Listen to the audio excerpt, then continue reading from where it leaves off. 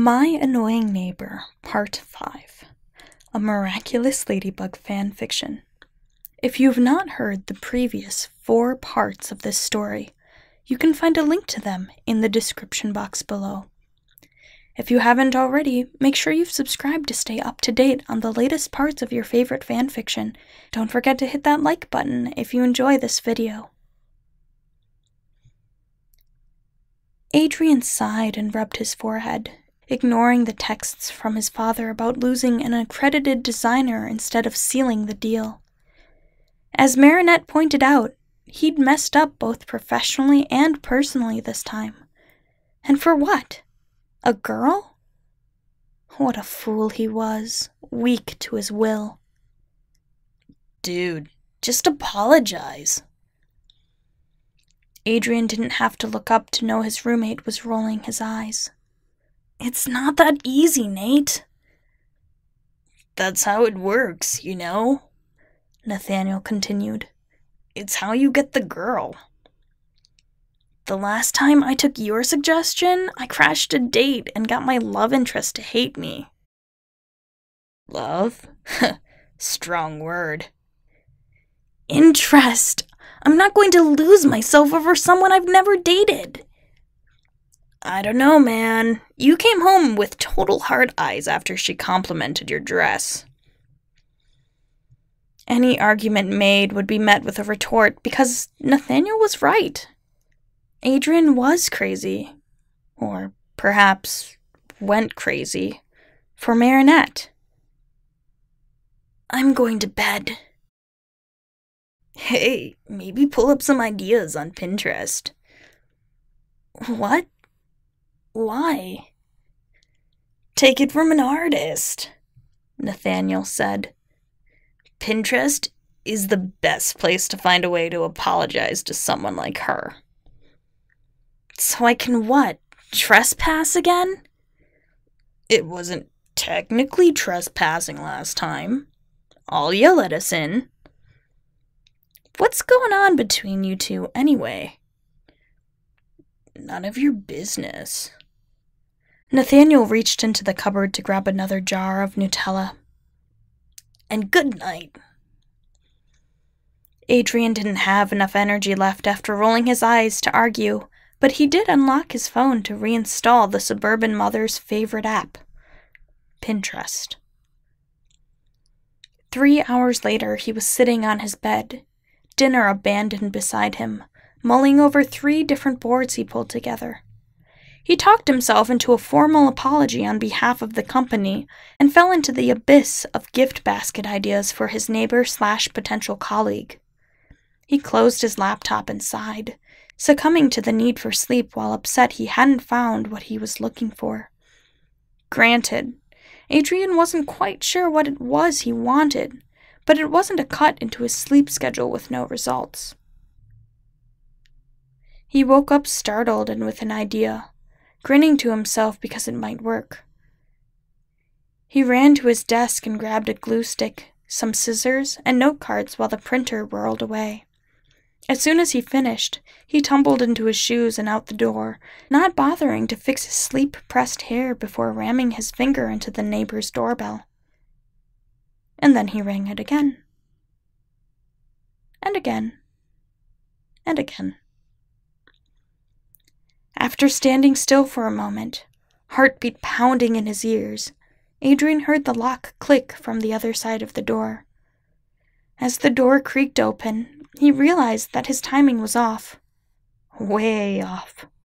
Marinette stood in front of him, bed-headed and in pajamas, with a confused expression on her face.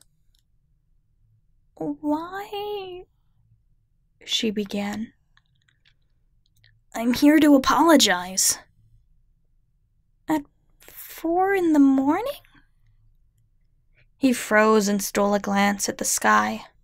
It was still dark outside, and chances are she was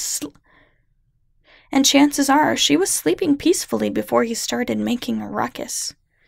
Embarrassed, Adrien's face turned red as he tried to stutter out an explanation. Here! She stared at the note cards he shoved at her with a blank expression on her face. "What am I looking at?" Marinette asked. "Gift baskets." "Plastered on cards?" "I was hoping you'd see one you'd like, and I'd go make it." I'm still confused. "I was out of place yesterday. I'm sure you're a great designer, and I'd love to have you on my team." "So, this is on behalf of the company?" More on behalf of me? Because I don't want you to hate me any more than you already do." "Hate you?" Marinette blinked in surprise. "Since when do I hate you?" "You don't?"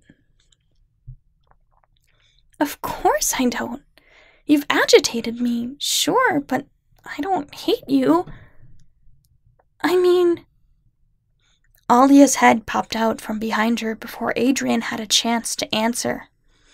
"Of course you don't hate him," she said, grabbing the cards to look through them. "You've had a crush on him for, months." Marinette slammed the door before he had a chance to raise his eyebrows in surprise. Hushed, emotional whispers echoed from the other side, a sure sign the girls were talking about him. What just happened? She liked him? There's no way! She pushed back a cold air at every interaction they'd had since he'd left her apartment weeks ago. What changed between now and then? A wave of guilt flooded him when he realized the answer. It was him. He was cold to her first. Putting aside the ice cream parlor date crash, he hadn't greeted her at all when they crossed paths, whether it was in the elevator or the car park. He thought it was her brushing him off, but what if it wasn't? And then to add how he treated her during an interview for a job she wanted? Wow. Was Adrien going to mess up every interaction with this girl, or was there still a chance to turn it around? He knocked on the door in front of him, hoping the girls would take a chance like he was. The voices stopped, one of them giggling as the other shushed its owner. The door creaked open a second time, revealing a grinning Alia. "Tonight," she said, 6 o'clock. "Wear something you can get dirty in." Okay. Bye now." The door slammed in his face, and Adrien had to take a moment to collect his thoughts before turning to leave. Was he going on a date tonight? With her? As a couple? Well, okay then. He'd have to shave in the afternoon, pick out an outfit with Nathaniel, figure out if he still had his favorite cologne. The list goes on. He'd gone through this routine a few more times than expected since his first encounter with Marinette, but it was a small price to pay for the crush of the century. The door swung open abruptly before he had the chance to walk away. "And this one," Alia said, tossing a card at him. "Throw in some extra Ghirardelli chocolate for me too, okay?" she added before slamming the door. He blinked in surprise and took 2 steps back before looking at what she threw at him.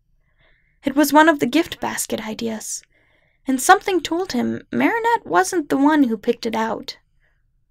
A question lingered in his mind above all the swirling thoughts as he walked away. What did Alia mean when she said that Marinette had a crush on him for months? They spoke for the first time only a few weeks ago. What was he missing? And what had he done to get the girl of his dreams to like him in the first place? Thank you so much for listening. Part 6 is on its way. In the meantime, you can check out these other videos for more fanfiction. I'll catch you next time.